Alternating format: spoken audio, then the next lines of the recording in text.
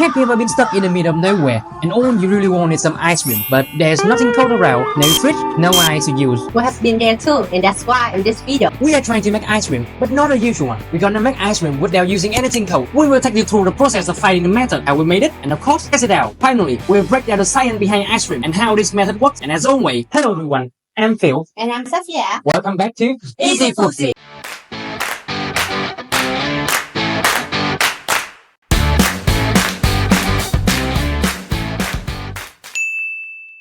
Our mission is to find out how to make ice cream without using anything cold. But before we get started, we need a criteria list to find the perfect method. First, and also the goal of the video, no coating needed. Second, it has to be made from easy to find material and can be done at home. And finally, it has to be safe to eat.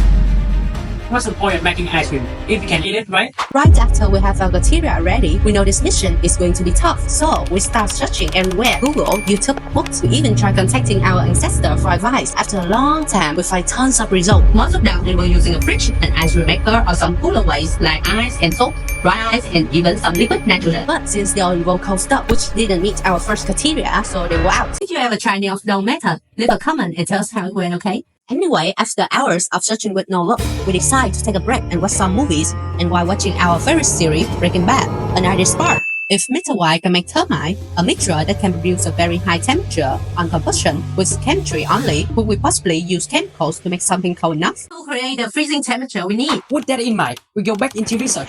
Then we find exactly what we are looking for: endothermic reaction. Basically, an endothermic reaction is any chemical reaction that absorbs heat from its environment to provide the activation energy for the reaction to occur and thereby lowering the temperature of the surrounding area. Perfect, right? So by using the right chemical in the right amount, we can lower the temperature enough to make ice cream. We began testing different endothermic reactions. The first thing we try is common in cold pack, using salt like ammonium nitrate, ammonium chloride, or urea mixed with water. When compared to our criteria, they are easy to find and safe as long as you don't eat them. But there's one problem: the temperature drop isn't quite enough to freeze the ice cream. So this method is out.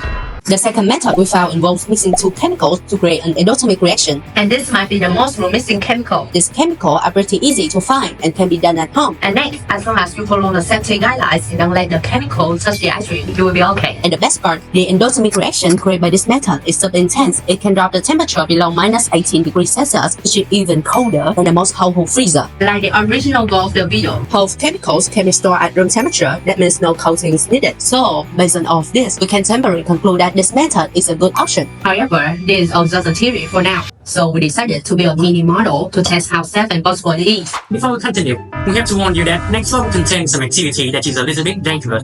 So make sure you got an adult supervisor or at least some friend who know what you are doing to help out. Here's what we need: a metal cup, a small piece of wood. You need equal little water when the cup touches the wood. And next, you will put the chemical inside the cup and stir it. What do you think will happen? A. The wood will stick to the cup because the water freezes. B. The solution will change color. We'll give you a few seconds to think. Something smells like urine.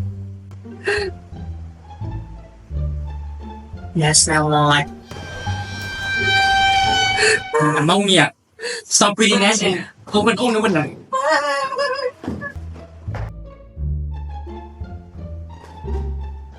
So the answer is A. It will be frozen. Okay. So we have some small problem right here. We will fix it and then we will continue. Okay. And we are back. Well, from our little experiment, we can conclude that the reaction creates some intense cold. But we have a tiny, or should I say, stinky problem here. When the two chemicals react, the ammonia is a gaseous byproduct. Unfortunately, the ammonia smells terrible and it's also not good for your health either. Close. No one wants the ice cream smell like public restroom, right?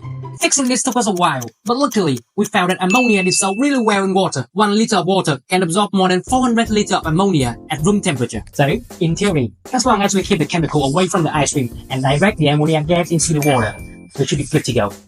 Don't let it blend, right? Let's give it a shot. So from lab experiment, here's what we need: an empty plastic bottle, a bottle of water, and a tube to check if the ammonia is actually getting into the water. We will use a butterfly pea flour solution with lemon added so that the water can become red for low pH. When the ammonia gas is absorbed, the pH will rise, turning the solution back to blue. If you're curious about this, check out our previous video about how to make honey without bees, which will appear on this side of the screen. Now, let's get started. Just like before, we will add the chemicals into the cup, then seal it up.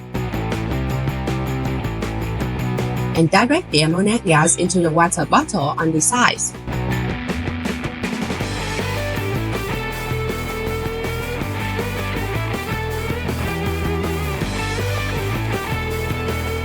Oh, the water has gradually turned blue. However, since the amount of ammonia is too small, it's currently staying at purple. However, that is enough to prove that the ammoniac gas has been absorbed.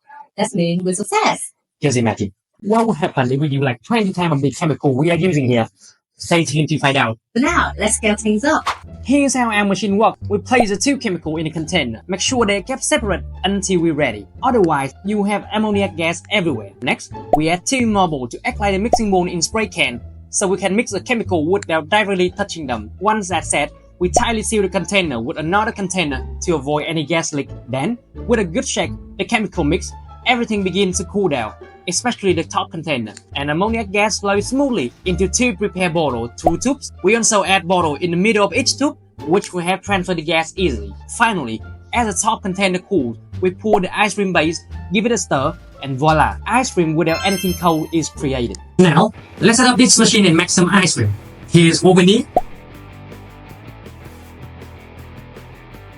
We will use an outer plastic container, and we will need to make two holes just big enough to fit the tube. Make sure they are fit to prevent any ammoniac gas from leaking out. We also attach a bottle to the middle of the to create a vacuum when we squeeze it, helping the gas flow faster. Next, wrap the plastic container in aluminum foil to minimize heat transfer from the outside, helping us reach the lowest temperature possible. On the other side, we use a metal container for the ice cream base to maximize the heat transfer. And like last time, we are using butterfly pea flour solution to make sure that the ammoniac is absorbed into the water. And to minimize any gas leak, we recommend using containers that fit as much as possible, along with our secret weapon, clay. You might be wondering why clay? Well, we have tried all sort of things. Regular tape, double-sided tape, door seal, and honestly, none of them work as well. So far, clay is still our best option. And voila, we are done. Let's take a look.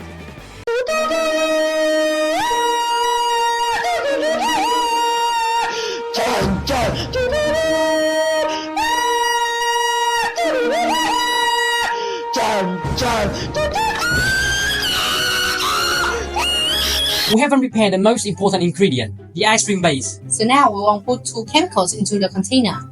Once we prepare all ingredient, we will add them later. To figure out what ingredient we need for the ice cream base, we first have to understand how the ice cream actually made. Have you ever wondered why, even though using the same freezer, if you just simply put a bowl of water into the freezer, you will end up with a rock solid block of ice, but ice cream stays soft, smooth and creamy? The answer is freezing point depression and air incorporation. Freezing point depression happens when the freezing point of a mixture is lower than that of its individual component. When you only have pure solvent, its molecule can easily align in a structured manner to freeze, but when you mix in something else called a solute, it messes up that nicely ordered structure, making it harder for the liquid to solidify, and for the liquid to turn solid, its portion needs to release energy. But with the solute in the mix, the solution has to release even more heat to the environment to freeze compared to the pure solvent. That's why the freezing point drops and keep the mixture from freezing completely solid. This phenomenon allows ice cream with sugar in the solute to stay smooth and scoopable rather than freeze solid if the right amount of sugar is used. Besides freezing point depression, air incorporation is crucial because it contributes to the texture and mouthfeel of the final product. When ice cream is churned, combined with the use of heavy or whipping cream, it helps incorporate air into the mixture, creating a lighter,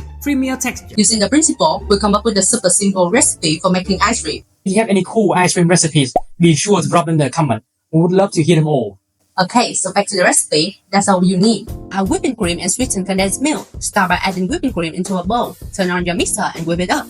It will take 5 to 7 minutes to make the creamier texture at a medium speed. Grab a separate bowl and pour in condensed milk and cocoa powder. Mix it up until it's nice and smooth. It's showtime!